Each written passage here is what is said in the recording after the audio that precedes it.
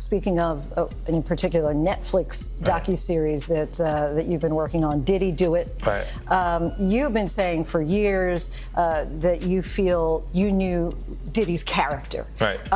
Yet you've said you weren't a part of that lifestyle, you weren't going to the parties. So what makes you so absolutely sure that these kinds of allegations that we've seen against him are true? Well, I'm surprised by the allegations, as surprised as everyone else is. Like, I didn't make the allegations, I didn't tell people to say these things. It comes out, I see it in the news like everyone else, but I did feel uncomfortable with the way you represent the idea of going to these projects. To come party with me. Yeah. No, nigga Puff, like he called, we should kick it on shit after the made. Right. And like, matter of fact, that they sent me the girl pictures, like pictures of this girl, like the shit that y'all saw.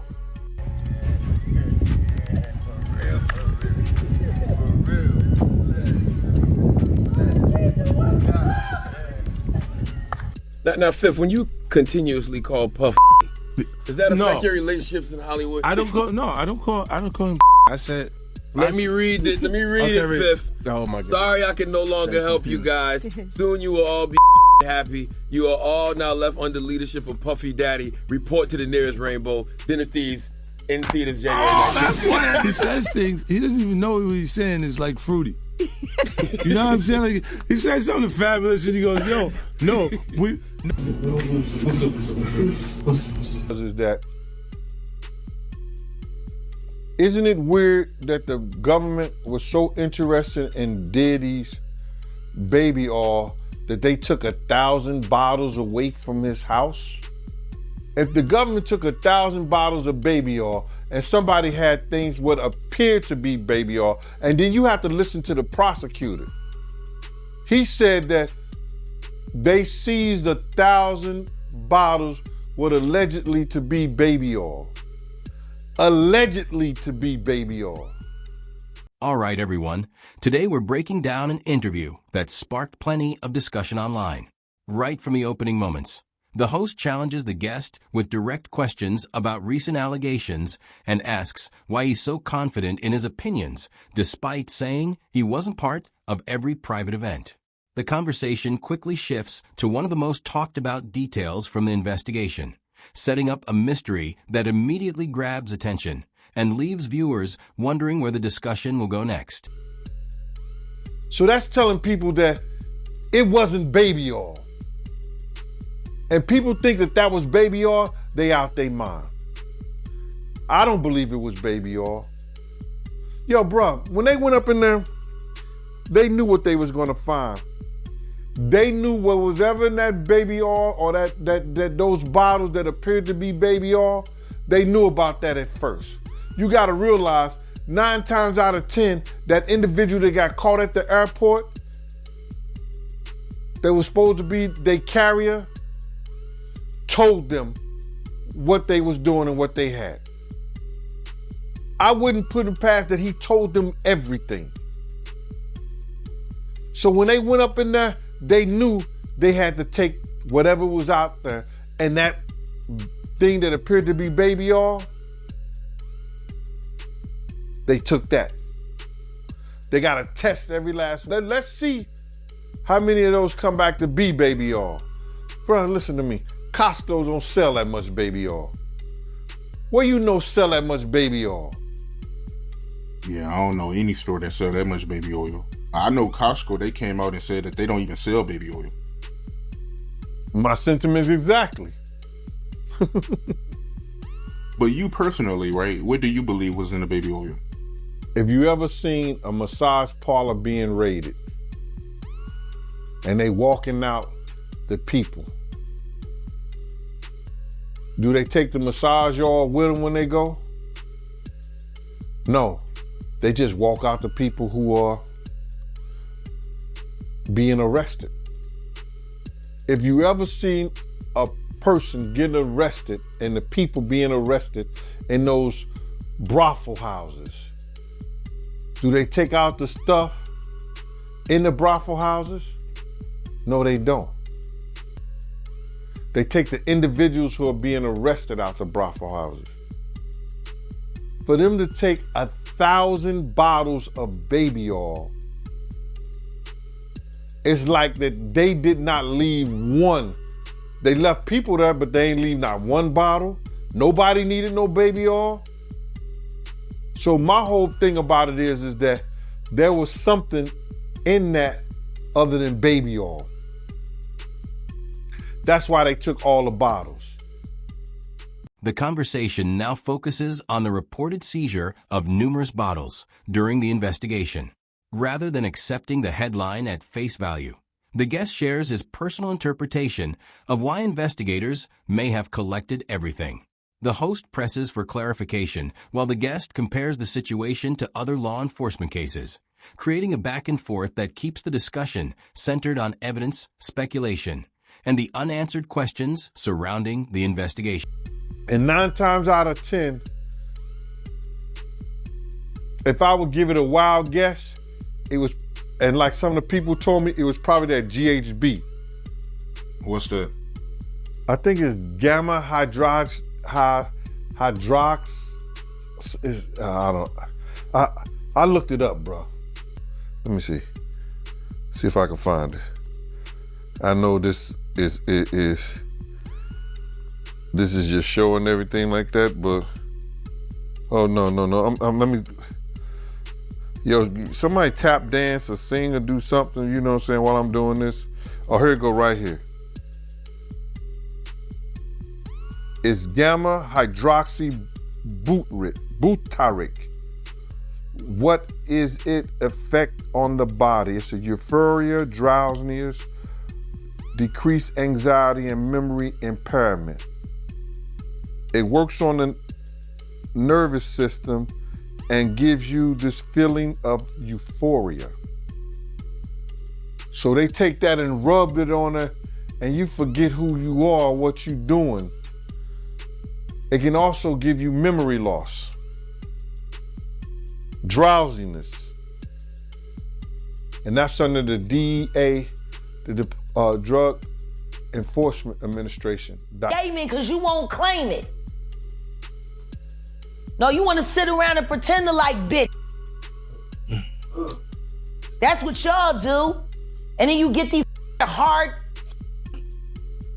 jostling. So I'm just like curious. these are the you like half man bitches. No disrespect, but jostling rough. Them shoulders is. And the way she like running up on, I already know she done strapped up on you. Ooh. So, Jack, let me ask you, there's one, the shot. As the interview continues, the discussion shifts towards substances that have been mentioned in public conversations surrounding the case. The guest explains why he believes investigators could have been interested in testing certain items, while also describing the reported effects of one particular substance.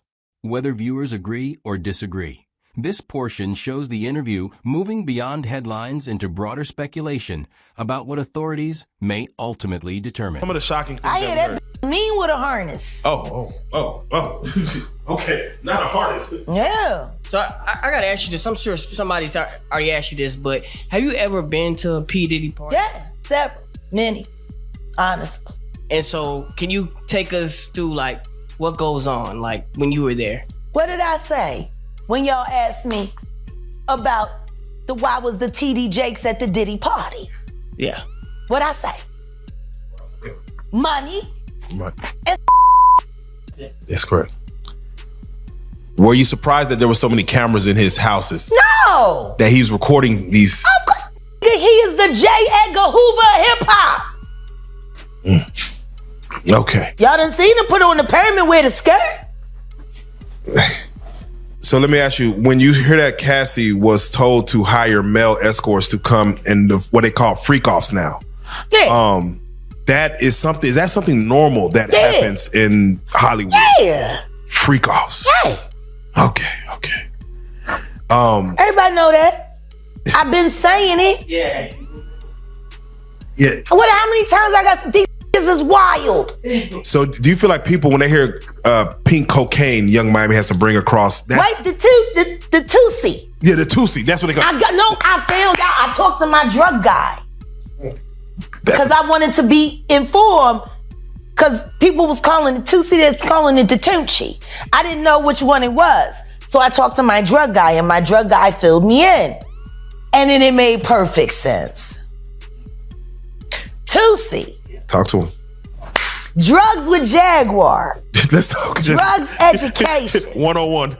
The tone changes as the host asks about the guest's personal experiences attending industry parties connected to Diddy. Instead of discussing legal developments, the conversation explores what these events were allegedly like, why cameras have become such a major topic of discussion, and how rumors surrounding celebrity culture continue to fuel public curiosity.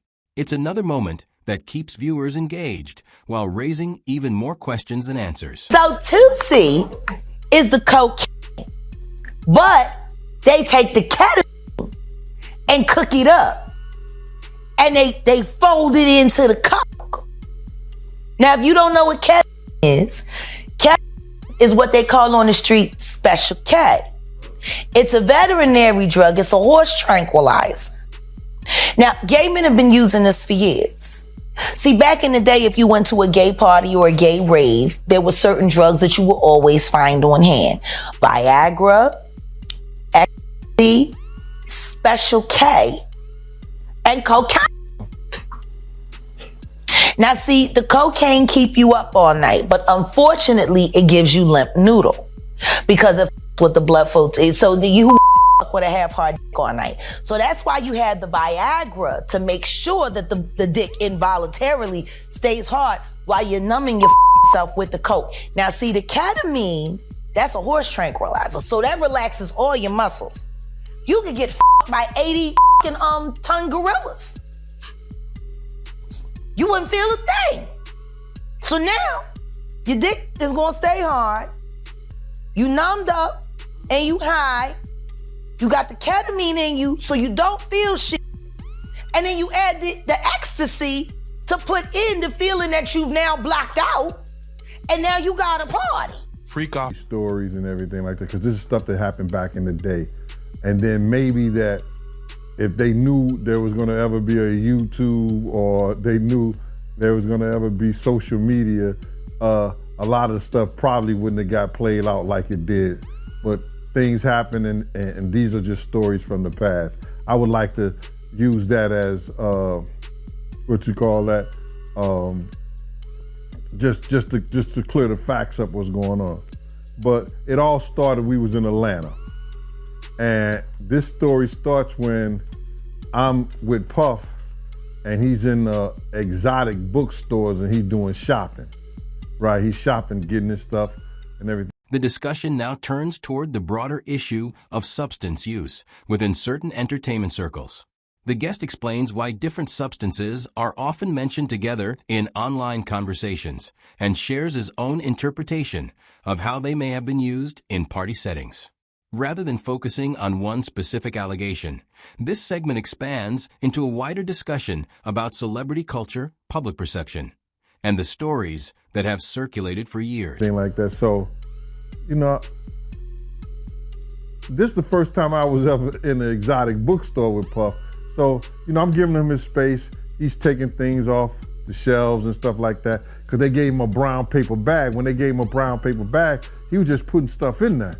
So I said, damn, you know, he got to go put it on the counter and, you know, show everybody what he's getting. So as he going, I'm just looking at the places where he picking stuff from.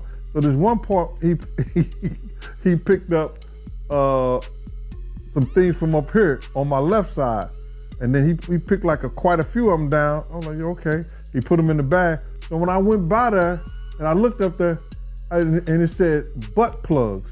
And I was like, hey, yo, I was messing with him. Because people don't understand, you know, we was like friends. He was a part of the same gang. So I'm still gonna tease him. I'm still gonna mess with him and everything like that. I could do that. It wasn't just no security thing. So I say, yo, what are you getting this for? and it said butt plugs, and he was like, yo, can I do my shopping by myself? I said, yeah, you could do it by yourself, brother. And he started walking and everything like that. When he got I just waited at the counter. So when he got to the counter, he didn't even have to show the guy nothing. He just gave the guy a wad of money. I mean, like, he gave the guy a stack something like this. And Puff wasn't the dude that carried no 20s and no 50s and nothing like that. And I mean, like, he just said, boom. And we walked out the store. So we had to leave Atlanta and go to North Carolina for a show. You understand? And it was him, this rapper, Sarah, and this other. The interview shifts from general discussion to a personal story as the guest recalls accompanying Diddy during a shopping trip. He walks viewers through what caught his attention, describes an awkward exchange between them, and explains why the moment stayed in his memory. Whether seen as an ordinary encounter or something more unusual, this story serves as the setup for an even more dramatic incident that unfolds later. Girl, we all got on a G5 jet, and we flew to G4 jet, and we flew to North Carolina. So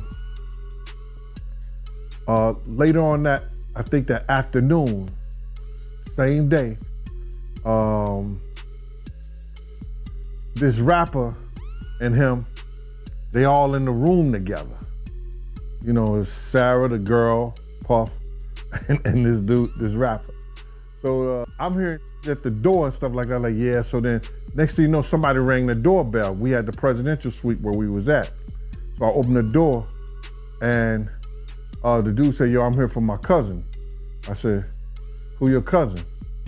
And he said, Ja Rule. I said, well, he busy right now. He said, he busy doing what? I said, he with Puff, they're in the room, they busy, they don't want to be bothered. He said, well, I'm going in there. I said, bruh, you ain't going in there because he told me they don't want nobody to be bothering them. He was like, yo, I don't care, man, I'm going in there. That bull like that. I said, yo, bruh, Jesus Christ had to come down here and take the air out of my body before you get in that room right there. Watch. He tried to bum rush me, I grabbed him and threw him against the piano. When I threw him into the piano, Puff and Ja Rule runs out the room. Puff got his towel, Ja grabbing his towel, but they butt the naked. And so then Ja was like, yo, what's going on? Yo, G, that's my cousin. He know me well, you know, and Puff was like, yo, G, what happened? I said, he tried to get in the room. I told him he couldn't get in the room. And he was like,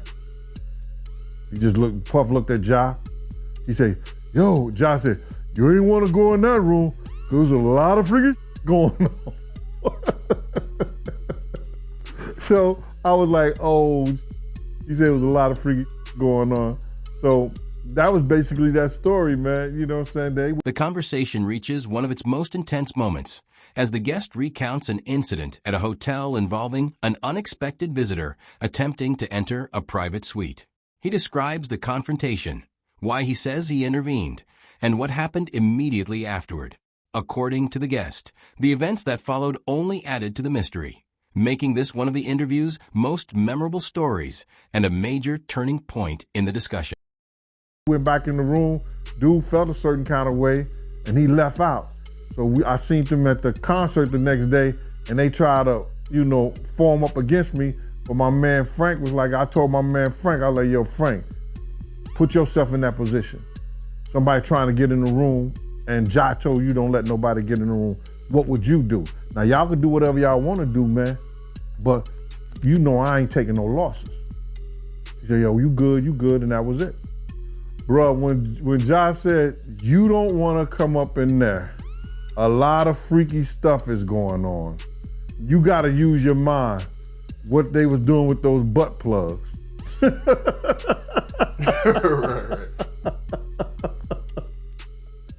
Yeah, that was great. He should have enough money to He check. put the boots to that girl. She's supposed to be a good bitch. No matter who she with. All the time he putting a groom in her. Of course he thought it was still gonna work. He thinks he's God. Alright. Ain't doing shit.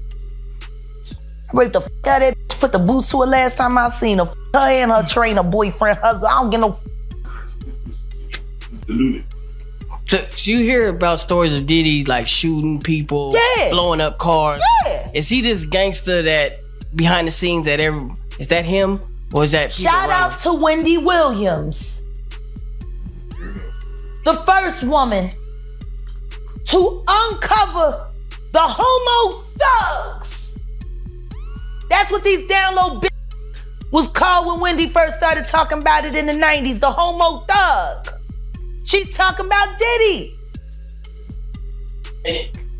And then what's the stuff that's happening to Wendy With the Williams? hotel story concluded, the interview moves into a broader conversation about public perception and media coverage.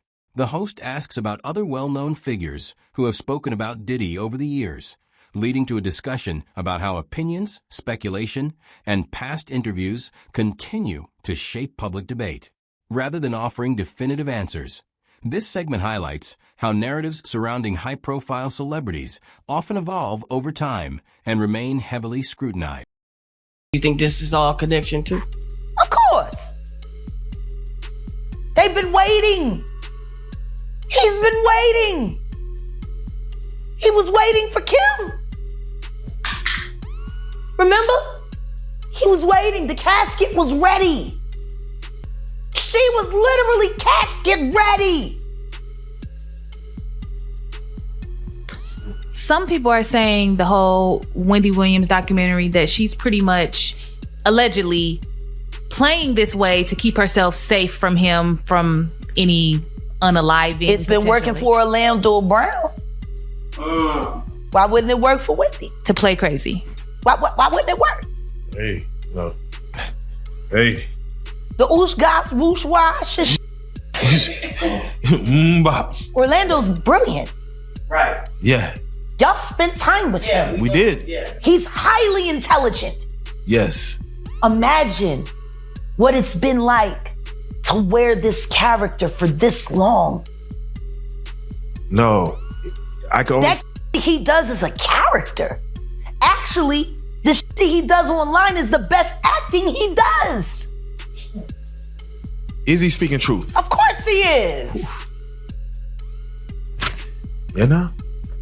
We seen Quiet on set. Major pain in his ass. Literally. Since he was a kid. Man. And then milk around. Talking about expensive pain. Now, in his ass. wait, this is Philly you're talking about now. Wait a minute, Jack. Meek. Wait a minute. He's a f***ing Fruit Loop. He Diddy-fied. This is Philly. He's a deep fried period. He Diddy-fied. He Diddy-fried. The interview continues by examining how certain public figures have become central to online conversations surrounding the case. The host asks whether outspoken personalities were dismissed too quickly, while the guest argues that some controversial statements deserve a second look. This segment focuses less on proving claims and more on how changing public opinion can reshape the way past interviews and viral moments are viewed. Diddy do our bop. Meek. Real rap. You think that audio that they put out was real? Yeah, that was him. Nicki put that out there. That Nicki recorded that at the off in the Calabasas. She been waiting to drop that shit on Meek. Oh, man. She just wasn't gonna tell nobody it was Diddy. But now that Diddy out there, why not? So then who's the guy who's claiming he recorded it? Oh, The somebody that bouncer. got paid? Yeah, he said like I was Yeah, standing somebody outside the that door. got paid. Yeah. Just like it wasn't seminal fluid that Justin Bieber was wiping away from his mouth when he brought his face up from Odell Beckham's groin in a club with Trey Songz on the lookout. The images are there. Diddy-fied. Hashtag no Diddy. All about the money. They saw what he did to Cassie. with the kicking, the punching. They saw what they did to Cassie. They know that nobody in America liked that. So now, these people are represented by a brand. Whether it's something about the music, clothing, movies, they're not gonna come out and speak on nothing that has anything to do with them. And they praying that they not on the tape doing crazy stuff, being oiled up in the whole 9 yards. Attention then shifts to celebrity reactions and why many high-profile names have remained largely silent as the investigation unfolds. The guest offers his perspective on the hesitation within the entertainment industry, while the host raises questions about public image and reputation. The discussion explores how major news stories can influence careers and why some people may choose to avoid commenting until more verified information becomes available. So until the feds say, hey, yo, listen here. We got you on, hey, buddy, we got you on this tape, and girl looked like she was pretty young. We're not gonna show it, but we need you to come and testify against Brother Love, P. Diddy, Puff Daddy, you know, Sean Combs. That's when they're gonna start talking. And they're not gonna be talking in his favor. When the feds come to them and show them what they got on tape, because if he had 250 tapes all over, 250 cameras all over the house, somebody got caught stealing a cookie out the cookie jar. It could be your favorite pastor. It could be your favorite politician. But they didn't think they was being watched. And Brother Love was watching. Yeah, I mean, TD Jakes, he haven't even came out and said anything. And him and Diddy was real cool. Amen. Amen. Yeah, man. And I know the people in the congregation over there is shaking in their boots because this man didn't let them probably, allegedly probably led them to damnation, because those people's hearts are gonna be broken if that man is seen on those tapes doing anything. Because people always put their faith in the pastor instead of putting their faith in God. And what they need to do is understand that he's just a man. And he has a history. It's not looking too good for him. As the interview moves forward, the conversation centers on the possibility of recorded evidence and the impact it could have if additional information ever becomes public. The guest speculates about why certain individuals might be reluctant to speak, while the host considers how uncertainty alone can shape public perception. The exchange emphasizes the difference between ongoing investigations, public speculation, and the importance of waiting for confirmed findings. So you feel like celebs are worried that they might be on tape? Oh, they know. That's why they ain't speaking up or saying nothing. Yeah, I was at a Diddy party, but I know I ain't do nothing.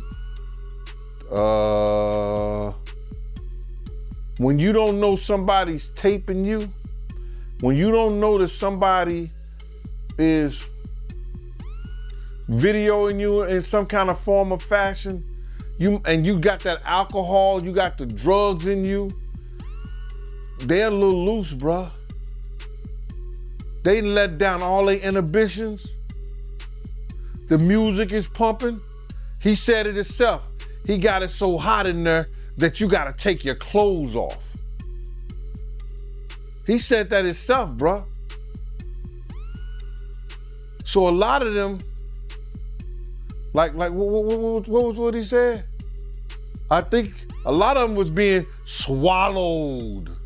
Have you ever been swallowed? They tell off on themselves all the time, man. You just gotta listen. But why do you think Diddy had all them hidden cameras? Bruh, when you that powerful, you didn't get that powerful without having 1 or 2 or maybe 3 ups on somebody. Diddy always been the type of individual that want to have ups on the next person no matter what they was doing. Like, The discussion turns toward the reported presence of surveillance equipment and why that topic has generated so much public attention. The host asks what purpose extensive recording systems could have served, and the guest shares his own interpretation based on events discussed throughout the interview. Rather than introducing new claims, this portion focuses on why the subject of recordings has become one of the most debated aspects of the broader controversy. he always played artists against each other. He did it to Big, he did it to Craig Mack. You understand? I said before, he did the stuff to Ja Rule, you know what I'm saying? So had the ups on Ja Rule so he could go after Jay-Z. You understand what I'm saying? So he always played those kind of up games on people. So to have those cameras and know what he was doing, it's gonna give him the ups on everybody who came to that party. Even your favorite basketball player. Ain't no party like a Diddy party. We know who said that. He may be one of the persons who got caught up in the Diddy party. LeBron said that, but yeah, you might be right. You know, it sounds like he had all them hidden cameras to use it against people. I think that was said in the indictment, right? That was said in the indictment. You know, somebody, I think Dawn may have said that. I don't know for sure, and correct me if I'm wrong. He would, even if you didn't want to do something, he would tell the individual, well, I got you on tape doing it before. And the person would feel pressured in having to do something or come and do something at the party or be at the party because he already had him on tape right then and there. But what you think when you do it the second time? He's still gonna have you on tape. Those tapes is the one who's killing, because people don't understand this. Little Rod, he's taping for Diddy in some occasions. When he wrote his indictment up, when he wrote his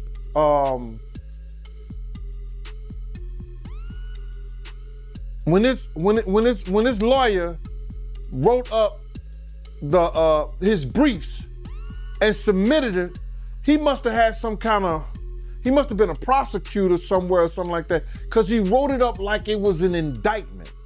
The interview now shifts toward the broader implications of recorded material and how it could influence both public opinion and legal proceedings. The host asks whether recordings might have been used as leverage, while the guest explains his perspective on why such evidence has become a major point of discussion. The conversation then moves towards civil filings and the events that reportedly preceded the federal investigation, highlighting how multiple developments combined to draw widespread attention. You understand? Saying all the stuff that had happened. Then, people don't understand this. After he wrote it up and he had the tapes and everything, they sent that to the feds. The feds opened up a case on that. Everybody think it's happened. Oh, the feds looked at Cassie getting beaten, and then they just opened up a case. Nah. I think it was more so Lil Rob and them sending the feds that information. They put in a civil suit, then sent the other stuff over to the feds, and it read like an indictment. So they had to look at it because they see some crimes that was committed in that. And lo and behold, they do a raid on the house. So, to get back to your question, all the footage and everything that they have is going to either help them get some more people or get enough people just to hang Diddy. As the interview reaches its conclusion, the discussion focuses on the ongoing federal investigation and what evidence may ultimately determine the outcome. The guest shares his views on how investigators could piece together information, while the host emphasizes that many questions remain unanswered until official findings emerge. Whatever the final result, the interview closes by reminding viewers that public debate often moves faster than confirmed facts, making patience and verified information more important than speculation. If you found this breakdown helpful, be sure to like the video, subscribe to the channel, and turn on notifications so you don't miss our upcoming content. Thanks for watching, and we'll see you in the next video.